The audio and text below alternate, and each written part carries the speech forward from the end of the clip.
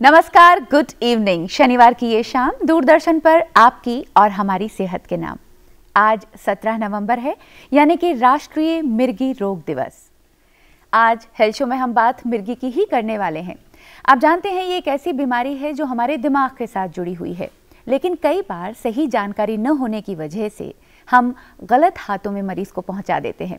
Medical science में epilepsy यानी कि मिर्गी का इलाज संभव है। बहुत सारे ऐसे मिर्गी के टाइप्स हैं जिसका इलाज पूरी तरह से किया जा सकता है, और कई मिर्गी ऐसी भी हैं जो पूरी तरह से ट्रीटेबल हैं। मिर्गी से जुड़ी बहुत सारी ऐसी बातें, बहुत सारी ऐसी भ्रांतियां, जिसे आज हम हेल्थ शो में दूर करने की कोशिश करेंगे हमारे विशेषज्ञों के साथ। लेकिन उससे पहले आइए जानते हैं मिर्गी को। मिर्गी हमारे दिमाग की कोशिकाओं में जब बहुत ज़्यादा ये असामान्य गतिविधि होती है तो ये मिर्गी के दौरे के रूप में सामने आती है। ऐसा आनुवांशिक या फिर दिमाग पर चोट लगने के कारण हो सकता है। मिर्गी यानी एपिलेप्सी एक वैश्विक समस्या है। अकेले भारत में हर साल इस बीमारी के तकरीबन 10 लाख मामले प्रकाश में आते हैं। मिर्गी का दौरा पड़ने पर व्यक्ति असामान्य व्यवहार करने लगता है। शरीर के किसी हिस्से का सुन्न पड़ जाना या फिर कभी-कभी चेतना का खो जाना भी इस बीमारी के लक्षण के रूप में सामने आते हैं। इस बीमारी का इलाज दवाओं से किया जा सकता है। अपनी जीवन शैली और आहार में परिवर्तन करके भी मिर्गी की बीमारी में आराम मिल सकता है। जी हाँ, इस बीमारी से आप पूरी तरह से आराम ले सकते हैं। बस जरूरत है जानकारी की, जरूरत है सही इलाज की। एपिलेप्सी से जुड़ी बहुत सारी बातें, बहुत सारे सवाल हमारे मन में हैं, जिनके जवाब आज लेने के लिए हमारे साथ स्टूडियो में विशेषज्ञ मौजूद हैं। सबसे पहले उनकी मुलाकात आपसे करवाते हैं। हमारे साथ हैं डॉक्टर मंजरी त्रिपाठी। बहुत बहुत स्वागत है आपका। आप all India institute of medical sciences से हैं, प्रोफेसर एपिलेप्सी डिपार्टमेंट। और आपके साथ हैं डॉक्टर के.एस. आनंद, डॉक्टर RML हॉस्पिटल से आप बिलोंग करते हैं और हेड करते हैं न्यूरोलॉजी डिपार्टमेंट को। आपका भी बहुत बहुत स्वागत है। डॉक्टर मंजरी, सबसे पहले आपसे जानने की कोशिश करते हैं, मिर्गी के कारणों को जब पहचानें तो सबसे पहले कारण क्या दिखाई देते हैं? मिर्गी के बहुत सारे कारण हैं। उनमें से एक मुख्य कारण जो हमारे देश में प्रचलित है वो है जो नवजात शिशु होता है, अगर उसकी पैदाइश में कोई भी गड़बड़ हो तो उसकी जो ब्रेन है उसमें ऑक्सीजन की कमी हो जाती है, जिसको हम सेरिब्रल हाइपोक्सिया बोलते हैं। उसकी वजह से ब्रेन की जो नाजुक एरियाज़ होते हैं वो डैमेज हो जाते हैं, जिससे फिर मिर्गी का दौरा उत्पन्न होता है। सो ये एक मुख्य कारण है। उसके बाद जैसे जैसे बच्चा बड़ा होता है तो ब्रेन में इन्फेक्शन हो सकता है, जिसको हम मेनिंजाइटिस, एन्सेफेलाइटिस बोलते हैं। उसकी वजह से भी मिर्गी उत्पन्न होती है। जब और थोड़े बड़े होते हैं और जब गाड़ी चलाने लगते हैं तो ना, या फिर हेलमेट न पहने तो हेड इंजरी के कारण ब्रेन पे चोट आती है, जिस पे भी मिर्गी उत्पन्न होती है। इसके अलावा बहुत सारे ऐसे कारण हैं, जैसे कि हमारे देश में अगर हम खान पान की वस्तु को ठीक से धोए नहीं रगड़ के, और उसमें मिट्टी लगी हो या पानी प्रदूषित हो जिसमें फीकल मैटर हो, तो उसकी वजह से ब्रेन में एक कीड़ा पहुंचता है, कीड़े का सिस्ट पहुंचता है, जिसको हम न्यूरोसिस्टिसकोसिस बोलते हैं। ये जो है ये बैड हाइजीन की वजह से, toilet hygiene, bad food hygiene की वजह से होता है, और ये ब्रेन में ये वर्म का सिस्ट बन जाता है और ये दौरे को पैदा करता है। ये भी एक बहुत मुख्य कारण है हमारे देश में। इसके अलावा ब्रेन ट्यूमर हो तो मिर्गी हो सकती है, और अगर ब्रेन में कोई भी रसौली हो, डेवलपमेंटल जो होती है, जो पैदाइशी होती है, तब भी हो सकती है। अगर ब्रेन का कोई भी एरिया सिकुड़ गया, जिसको हम मीजियल टेम्पोरल स्क्लेरोसिस बोलते हैं या ग्लायोसिस बोलते हैं, तब भी मिर्गी उत्पन्न होती है। और अगर शरीर में कुछ मेटाबॉलिक पदार्थ हैं वो कम हो जाएं, बार बार कम रहें, जैसे अगर कैल्शियम का लेवल बहुत कम हो शरीर में, तो मिर्गी उत्पन्न हो जाती है। और इसके अलावा बच्चों में एक अलग टाइप की दौरे की बीमारी होती है, जिसको हम फेब्राइल सीजर्स बोलते हैं। तो मोटे मोटे तौर पे मिर्गी के जो कारण हैं वो या तो स्ट्रक्चरल वजह की वजह से हो सकते हैं, जैसे ब्रेन में स्ट्रक्चर ही चेंज हो गया हो, या फिर मेटाबॉलिक कारण से हो सकते हैं, या फिर ऑटो इम्यून मैकेनिज्म से हो सकते हैं, या फिर कुछ श्रेणी में, कम श्रेणी में जेनेटिक हो सकते हैं। और बहुत सारे मरीजों में कई बार कारण नहीं पता चलते। डॉक्टर अनंत, बहुत अच्छी तरह से पता लगा जन्म से लेकर आप बड़े होने तक कहीं भी कोई कारण अगर उत्पन्न होता है तो एपिलेप्सी के रूप में सामने आ जाता है। तो क्या एज से भी कोई स्पेसिफिक संबंध है इस बीमारी का, किसी स्पेशल एज में होने की ज़रूरत है? जैसे बच्चों में कारण अलग हैं और युवावस्था में अलग हैं और बड़ी अवस्था जो एल्डरली हैं उनमें अलग हैं। बच्चों में खास कर जैसे डॉक्टर मंजी ने बताया कि दिमाग का डेवलपमेंट, पुअर डेवलपमेंट, ऑक्सीजन ना जाना या लो शुगर हो जाना, लो कैल्शियम हो जाना, या फिर उसमें दिमाग में कभी कभी इन्फेक्शन होती है जिसको अभी सिस्टिक सर्कोसिस या ट्यूबरकुलोसिस, दिमाग की टीबी है, वो भी कभी कभी बच्चों में और बड़ों में भी एपिलेप्सी हो सकती है। दूसरा हम बात करते हैं, कुछ एपिलेप्सी होती हैं जैसे बच्चा बड़ा होता है, एक ख़ास तरह की एपिलेप्सी एब्सेंस एपिलेप्सी कहते हैं। एक और एपिलेप्सी होती है जो कि जब बच्चा बड़ा होता है आस्ता आस्ता तो अपने आप ही ठीक हो जाती है। तो ऐसी तरह की एपिलेप्सी भी ठीक हो जाती है।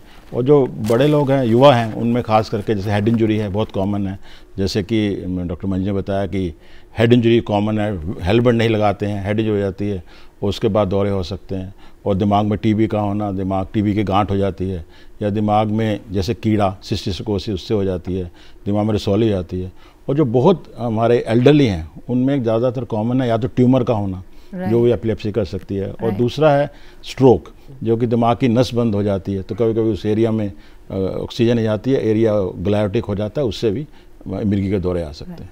एक बीमारी एपिलेप्सी की तरफ लीड भी कर सकती है, लेकिन अगर उसमें कारणों को देखें तो एक्सीडेंटल जो बात अभी हो रही है, यहाँ क्या एक्सीडेंट के कुछ समय बाद इसके असर दिखने शुरू होते हैं? कितना वक्त लगता है कि वो एपिलेप्सी के लक्षण दिखने लग जाएं? जब हेड इंजरी होती है तो 3 प्रकार के दौरे हो सकते हैं। वो डिपेंड करते हैं टाइम के अनुसार। तो जैसे ही हेड इंजरी अगर इम्पैक्ट पे दौरा आया, उसको हम इमीडिएट सीजर्स बोलते हैं। अगर 1 हफ्ते के अंदर अंदर दौरा आया तो उसको हम अर्ली सीजर्स बोलते हैं। पर 1 हफ्ते हेड इंजरी के 1 हफ्ते होने के बाद भी अगर दौरे आते चले जा रहे हैं, तब हम उसको पोस्ट हेड इंजरी एपिलेप्सी बोलते हैं। तो अलग अलग टाइम पे दौरे कभी भी हेड इंजरी पेशेंट में उत्पन्न हो सकते हैं। आप अगर हेड इंजरी हो रहा है तो 6 मंथ तक ये माने कि रिस्क जोन है? नहीं, एक बार हेड इंजरी हो गया आपको कभी भी दौरे आ सकते हैं, कभी भी। ओके। तो बचपन में अगर हेड इंजरी हुई है, बचपन में गांव में हमारे देश में बहुत कॉमन है हेड इंजरी। मुख्य करके बच्चे जो हैं वो खेलते हैं छत पे, और छत पे जो होता है वो बैरिकेड नहीं होता है, पतंग उड़ा रहे होते हैं, तो वो छत से जाके मतलब गिर जाते हैं, उसकी वजह से सर पे हेड इंजरी होती है। तो तब तो कुछ होता नहीं है। फिर 7 साल, 8 साल, 10 साल बाद हमारे पास वो दौरे के मरीज बन के आते हैं, और जब हम स्कैन करते हैं वो पुरानी चोट दिखती है, तो हम पूछते हैं बचपन में कोई चोट आई थी? तब हमारे सामने प्रकट होता है कि हाँ, बच्चा छत से गिरा था 10 साल पहले। तो कभी भी हेड इंजरी कभी भी हो तो आपको दौरा पड़ सकता है, क्योंकि ब्रेन का स्ट्रक्चर जो है वो ऑल्टर हो जाता है। राइट। हम अगर एपिलेप्सी के ट्रीटमेंट की बात करते हैं, ये माना जाता है कि ये कंट्रोलेबल है, लेकिन ठीक नहीं हो सकती पूरी तरह, कितना सही है ये बात? एपिलेप्सी ज़्यादातर हम जब भी एपिलेप्सी की बात करते हैं तो ऐसा देखा गया है कि 70% एपिलेप्सी दवाइयों से बिल्कुल ठीक हो जाती है। अच्छा। तो उसको हम कुछ समय तक दवाई देते हैं, जैसे 3 से 5 साल तक दवाई देते हैं, उसके बाद हम दवाई को आस्ता आस्ता बंद करते हैं और व्यक्ति उसमें ठीक हो जाता है। और 30% जो 30% है उसमें कभी कभी दौरे बारी बारी होते रहते हैं।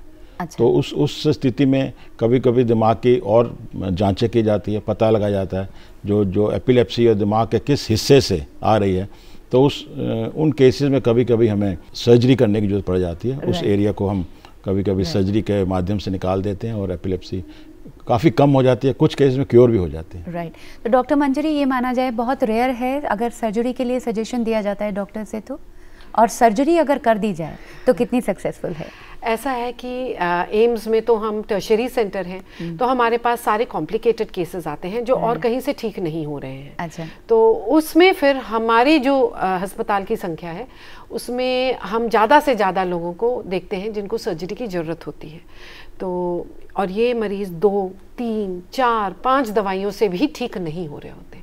पर आमूमन जो है 70% जो संख्या है वो 2 या 2 से ज़्यादा दवाइयों से दौरे बंद हो जाते हैं।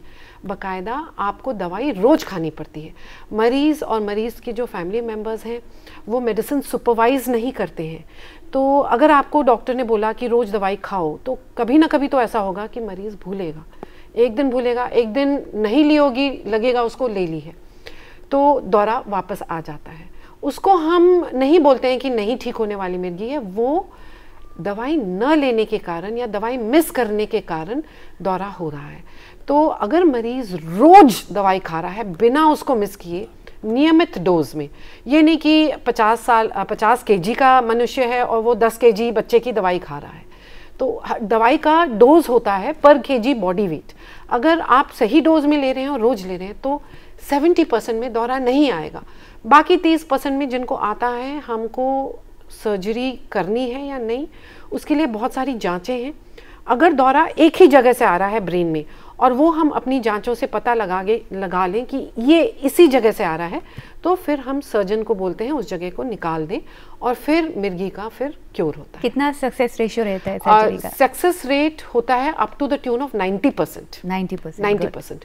अलग अलग काइंड की सर्जरीज होती हैं, पर जो हेमिस्फेरेक्टोमी नाम की एक सर्जरी है उसमें 90% है क्योर रेट, और जो मीजियल टेम्पोरल स्क्लेरोसिस नाम की सर्जरी है उसमें 80% है क्योर रेट।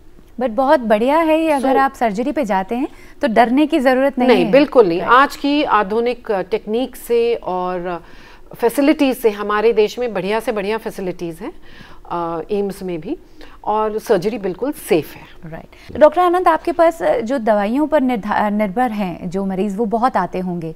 ऐसे में दवा लेना, जैसे डॉक्टर मंजरी ने भी बताया कि आपके वेट पर डिपेंड करता है कि कितना दवा आपने लेना है।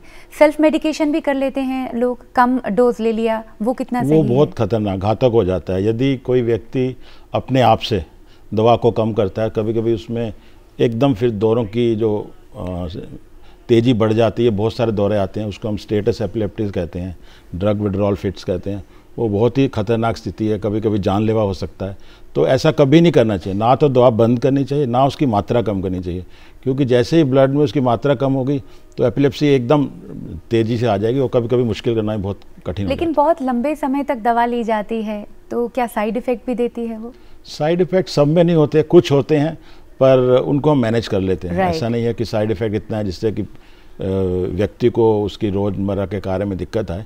थोड़े बहुत साइड इफ़ेक्ट सब ड्रग्स के होते हैं, जिसको कि हम, यदि ये ज़्यादा हो रहे हैं तो कभी दवा को चेंज भी कर देते हैं या उसको दवा को बंद करके दूसरी दवा चालू कर देते हैं। राइट। डॉक्टर मंजरी, 5 साल तक दवा ली जाती है एपिलेप्सी के दौरान?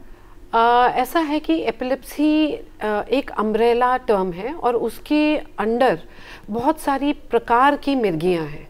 तो कई मिर्गियाँ होती हैं जो सेल्फ लिमिटिंग होती हैं। सेल्फ लिमिटिंग मतलब 2 से 5 साल में ख़त्म हो गई।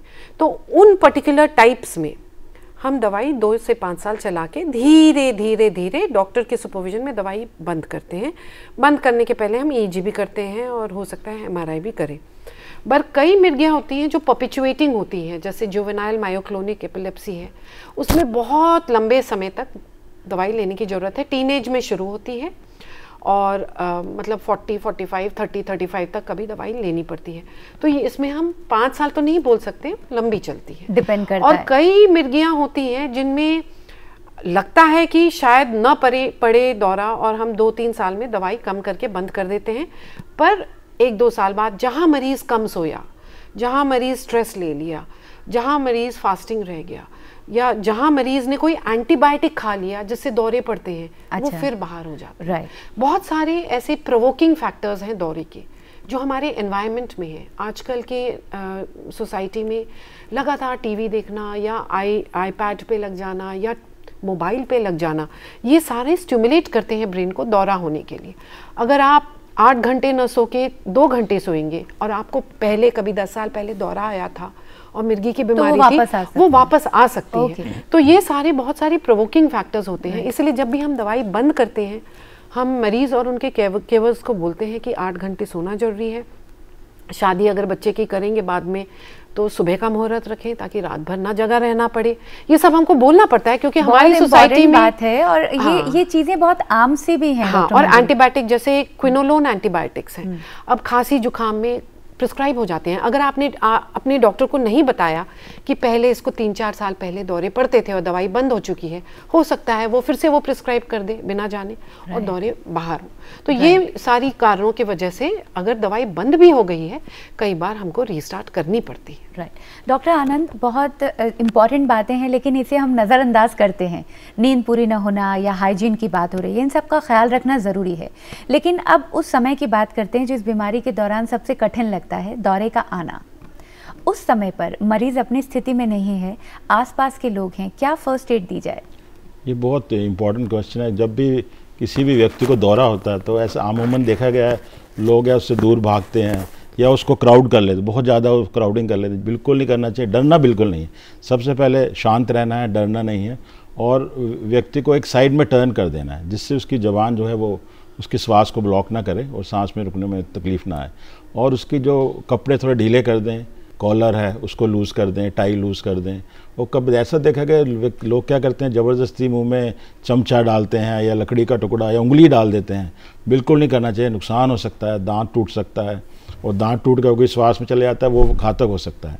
तो ऐसा बिल्कुल नहीं करना चाहिए। और कभी कभी प्याज सुंघाते हैं या चाबी पकड़ा देते हैं, जूता सुंघाते हैं, ये भी नहीं करना चाहिए, क्योंकि जो भी एपिलेप्सी है वो 2 मिनट के अंदर अपने आप ही ठीक हो जाती है। अच्छा। कभी कभी ऐसा होता है ये 2 मिनट या 5 चलती रहती है, उसको हम स्टेटस कहते हैं। उसमें व्यक्ति को तुरंत हॉस्पिटल लेके जाना चाहिए, क्योंकि वो जो एपिलेप्सी है जो कि 2 से 5 ज़्यादा चल रही है, वो इंजेक्शन से ही ठीक होती है। राइट।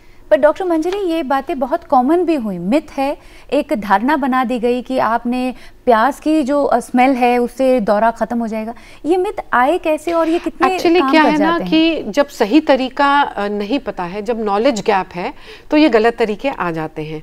फैक्ट ये है कि 2 मिनट में 90% दौरे बंद हो जाते हैं अपने आप। तो जब तक आप प्याज ढूंढोगे, जब तक आप सुंघाओगे, दौरा बंद ही होना है। बस लोग सोच लेते हैं कि प्याज की वजह से या चाबी की वजह से बंद हुआ। जी। तो सही तरीका क्या है? सही तरीका ये है, जब इंसान को दौरा पड़े, किसी को भी पड़ सकता है, जिसका ब्रेन है उसको दौरा पड़ सकता है, हम आपको या किसी 60 साल बुजुर्ग को भी दौरा पड़ सकता है। आप किसी मनुष्य को जब देख रहे हैं, जब दौरा पड़ रहा है ऐसे, उसको सिर्फ करवट देके लेटा दें और उसका टाइट अगर कोई कपड़ा है ऊपर से खोल लें, और साइड में अगर कोई हानिकारक चीज़ है जैसे पत्थर है या कोई शार्प नुकीली चीज़ है उसको हटा दें। और एक कोई अगर कैमरा है, वीडियो कैमरा, उसका वीडियो मोबाइल बना ले ताकि वो डॉक्टर को दिखा पाए कि किस टाइप का दौरा था, क्योंकि उससे डॉक्टर को बहुत अंदाज़ा मिलता है किस टाइप का दौरा था और उस दौरे की दवाई क्या होनी चाहिए, तो वो कर सकते हैं। उसके अलावा आजकल जो मिर्गी के मरीज़ हैं उनके ओपीडी कार्ड में हम रूटीनली एक दवाई लिखते हैं जो नाक से दी जा सकती है। तो अगर मिर्गी का मरीज़ है और उसको दौरा पड़ गया, फर्स्ट एड में हमेशा उसके घर में या उसके बैकपैक में वो दवाई रहनी चाहिए ताकि वो नाक में घुसा के आप उसके पफ्स दे पाएं ताकि दौरा रुक जाए। डॉक्टर आनंद, ये तो वो स्थिति होगी जब आसपास लोग हों, आप सड़क पर हैं, लेकिन अगर अकेला है मरीज और दौरा आने वाला है तो क्या उससे पहले कुछ लक्षण दिखाई देते हैं जो दवा डॉक्टर मंजरी ने भी बताया कि पेशेंट खुद उसका यूज़ कर पाए? बिल्कुल, कभी कभी फोकल एपिलेप्सीज होती हैं जो कि बाद में पूरी रूप जनरलाइज हो जाती हैं। तो उस स्थिति में पता लग जाता है कि दौरा आने वाला है, तो अपने, जैसे कि डॉक्टर मंजरी ने बताया, अपने जेब में या पर्स में वो जो दवा है रखें, तुरंत उसको ले सकते हैं। उस स्थिति में खुद व्यक्ति ले सकता है, उसको ऑरा आ जाता है, प्रोड्रोम आ जाता है, मेरे को दौरा आने वाला है, उस समय वो दवा का इस्तेमाल कर सकते हैं। तो ये दवा आप अगर अंडर ट्रीटमेंट हैं उस दौरान भी आ सकता है दौरा? आप दवा ले रहे हैं? हाँ, आ सकता है, क्योंकि जो बहुत सारे प्रोवोकिंग फैक्टर है। यदि व्यक्ति ने अपनी नींद पूरी ना की हो, जैसे रूटीन अगर चेंज, दवा टाइम पे ना ली हो या दवा कम कर दी हो या कोई शराब का सेवन कर लिया हो, तो उस स्थिति में उसको राइट आ सकता है। डॉक्टर मंजरी, इस बीमारी के साथ साइकोलॉजिकल फैक्टर भी जुड़ा हुआ है। हाँ, बहुत, खास तौर पर साइकोलॉजिकल ज़्यादा है ब्रेन से। और मैं एक महिला होने के नाते ये जानना चाहती हूँ कि महिलाओं को अगर एपिलेप्सी है तो एक भ्रांति ये भी है कि नहीं, आगे परिवार में भी ये हिस्ट्री आगे हो सकती है, तो ये कितना सही है? ये बिल्कुल ही गलत धारणा है जो हम साइंस में देखते हैं, जो बेस्ड है साइंटिफिक रिसर्च पे और बहुत सारे मरीजों का डाटा देख के बहुत सारी आधुनिक दवाइयाँ हैं जो प्रेगनेंसी पे नेग्लिजिबल असर करती हैं। नॉर्मल पॉपुलेशन जिसको एपिलेप्सी नहीं है और जो दवाई पे नहीं है, उनको भी 2% नवजात शिशु में बर्थ डिफेक्ट्स होते हैं। मतलब नॉर्मल पॉपुलेशन 100 लोग में 2 लोगों के बच्चों में बर्थ डिफेक्ट होंगे। हमारे पास जो आधुनिक दवाइयाँ हैं वो प्रेगनेंसी के पहले, जब लड़की is of the marriageable age हम स्टार्ट करते हैं, वो आधुनिक दवाइयाँ उनका प्रेगनेंसी का जो नवजात शिशु का मैलफॉर्मेशन रिस्क है वो 2.5% है, नेग्लिजिबल। मतलब क्या, 98% प्रेगनेंसी, 97% प्रेगनेंसी सेफ है। तो ये गलत धारणा है और उसकी वजह से ना जाने कितनी लड़कियों के ऊपर प्रभाव पड़ा है। उसकी वजह से ना जाने कितने माँ बाप अपने बच्चों की शादी बिना बताए कर देते हैं, जिसकी वजह से बाद में जाके लड़की को परेशानी होती है। तो हम हमेशा ये बताते हैं, ये अक्सर ये बहुत कॉमन क्वेश्चन होता है, जिनकी लड़कियों को मिर्गी है वो हमसे पूछते हैं हम इसकी शादी कराना चाहते हैं, कराएं ना कराएं। तो हम बोलते हैं शादी तो बिल्कुल पॉसिबल है, बच्चे भी पॉसिबल है, बट आप शादी किस तरीके से कराते हैं? 2 तरीके हैं। या तो आप बता के करें कि आपके बच्चे को दवाई चल रही है और मिर्गी है, या तो आप ना बताएं। देखिए, अगर मिर्गी पूरी ठीक हो गई है तो फिर बताने की ज़रूरत नहीं है। अगर दवाइयों पे है आप नहीं बताएंगे, हम ये पाते हैं कि बिना बता के शादी कर लेते हैं और मिर्गी की दवाई विटामिन के डब्बे में खा रहे होते हैं। तो जो ससुराल वाले होते हैं वो अगर पूछें कि ये क्या दवाई है, वो बोलेंगे कि ये विटामिन है। पर एक ना एक दिन कोई स्ट्रेस होगा। ये नुकसानदेह भी है, क्योंकि जैसे आपने कहा कि दवा में ब्रेक आता है तो वो तकलीफदेह है। और हो सकता है ससुराल में जाके दौरा पड़ जाए, तो फिर वो परेशानी की बात होती है, क्योंकि जिसके घर में शादी हुई है वो सोचेगा कि हमको नहीं बताया। इसीलिए हम बोलते हैं पहले आप अपनी लड़की को सक्षम बनाइए, उसको पढ़ाइए लिखाइए, उसको आप एक जॉब पे लगाइए, चाहे छोटे से छोटा हो चाहे बड़े से बड़ा हो। फिर आप शादी के लिए ढूंढिए। आप बेशक अगर दवाई चल रही है बता के शादी कराइए, आपको जल्दी समझदार व्यक्ति नहीं मिलेगा, थोड़ा टाइम लग सकता है समझदार व्यक्ति मिलने में, क्योंकि आज के दिन में अगर दूल्हा है और उसको कोई बीमारी नहीं है, इसका मतलब नहीं है 5 साल शादी के बाद उसको बीमारी नहीं होगी। ये मानसिकता कहीं ना कहीं ब्रॉड करने इसका मतलब ये नहीं है कि लड़की उसको छोड़ के घर वापस आ जाएगी। तो मेन थिंग इज दैट बीमारी को होते हुए आप normal life, you can spend a normal life. शादी हो सकती है, बच्चे हो सकते हैं। ये मैसेज हमारी सोसाइटी में अभी नहीं पहुंचा है। ये पहुंचेगा और ये ही कुछ इस तरह के प्लेटफॉर्म हैं जिनके जरिए ये बात हम पहुंचा सकते हैं। डॉक्टर आनंद, काउंसलिंग बहुत इंपॉर्टेंट है इस बीमारी के साथ, और ख़ास तौर पर मरीज़ के लिए नहीं, उसकी तीमारदारों के लिए क्या एडवाइस करते हैं उन्हें आप? बहुत इंपॉर्टेंट है। पहले तो उनको साइको एजुकेशन, जिसके एपिलेप्सी के बारे में एजुकेशन देते हैं, उसे बताते हैं ये एपिलेप्सी है क्या, ये एक दिमाग की बीमारी है और इसका इलाज पूरी तरह संभव है। बहुत मुख्य है, दवाई जो है वो पूरे रोज़ लेनी है, कोई नागा नहीं करना है, जिससे कि एक दिन भी छोड़ेंगे तो दौरा आ सकता है। ये बहुत ज़रूरी है। और कुछ भी हो, दवा लेंगे, चाहे बच्चा स्कूल जा सकता है, गृहिणी अपने घर का सारा काम कर सकती है, और जो व्यक्ति है वो अपने काम पे जा सकता है पूरी तरह से। ये एक नॉर्मल बाकी बीमारी, जैसे शुगर की बीमारी है, दवा लेते हैं तो शुगर ठीक रहती है, उसी तरह ये दिमाग की बीमारी है, ये दवाई रेगुलर लेंगे तो एपिलेप्सी कंट्रोल में रहेगी। आप एक नॉर्मल लाइफ लीड कर सकते हैं। लेकिन डॉक्टर मंजरी, जैसे सिम्टम्स की हम बात करते हैं, एपिलेप्सी के दौरान चक्कर आना, अगर आपको ये बीमारी की तरफ आप जा रहे हैं तो बार बार चक्कर आते हैं, कुछ ऐसे सिम्टम्स हैं जो और बीमारियों की तरफ भी जाते हैं। ऐसे में आपको एपिलेप्सी ही हो सकती है। जिन लोगों को चक्कर आते हैं बार बार, ऑक्सीजन की कमी हो जाती है ब्रेन में, क्या उन लोगों को भी ये बीमारी होने के चांसेस हैं या किसी और बीमारी का लक्षण हो सकता है? ऐसा है कि एपिलेप्सी जैसी बहुत सारी बीमारियां होती हैं। पाया गया है कि अच्छे से अच्छे अस्पताल में 10 से 25% एपिलेप्सी की डायग्नोसिस गलत भी हो सकती है। अच्छा। कॉमन जो डिफरेंशियल्स आते हैं वो है एक स्यूडो सीजर्स या साइकोजेनिक सीजर्स। पाया गया है कि ज़्यादा अगर मन में तनाव हो तो भी बेहोशी हो सकती है।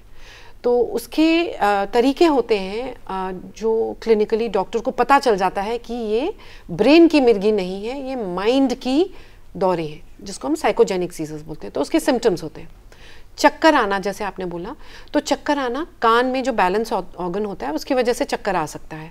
उसके अलावा ब्रेन के अंदर अगर खून की कमी एक पर्टिकुलर एरिया में हो तो भी चक्कर आ सकता है। वो भी ऐसा लग सकता है कि चक्कर आके बेहोशी मिर्गी है, पर उसके सिम्टम्स अलग हैं, तो उसका भी डिफरेंशियल डायग्नोसिस होता है। उसके अलावा हार्ट में कोई बीमारी हो तो सिंकोप हो सकता है, जिसको हम कार्डियोजेनिक सिंकोप बोलते हैं, जिसमें आंखों के सामने अंधेरा होकर बेहोशी हो जाती है और इंसान गिर जाता है। वो भी मिर्गी के साथ मिसडायग्नोसिस होता है। तो जो न्यूरोलॉजिस्ट है वो, उसका काम है कि वो क्या ये मिर्गी है या नहीं है, इसका पता लगा राइट। हम अपने कार्यक्रम के अंतिम चरण में ही हैं डॉक्टर आनंद, और जब यहाँ हम लास्ट आपसे जानना चाहेंगे, सिम्टम्स आपको अगर लग रहे हैं एपिलेप्सी की तरफ, तो क्या टेस्ट आप करवाएं जिससे सही हो सकता है, क्लियर हो सकता है कि ये एपिलेप्सी ही है? सबसे पहले एपिलेप्सी जो डायग्नोसिस है वो हिस्ट्री से होता है। यदि व्यक्ति अपना पूरा तरह से बताएगा, पहले ये हुआ था, उसके बाद हाथ में अकड़न हुई थी, फिर हाथ में झटके आए थे, आंखों में क्या हुआ था, जुबान कटी थी या ना, यूरिन निकला था नहीं, ये पहले बहुत इंपॉर्टेंट है। उसके बाद हम कुछ टेस्ट करते हैं जिसको हम कंफर्म करने के लिए कभी कभी टेस्ट किए जाते हैं, या उसका कारण पता करने के लिए टेस्ट किए जाते हैं।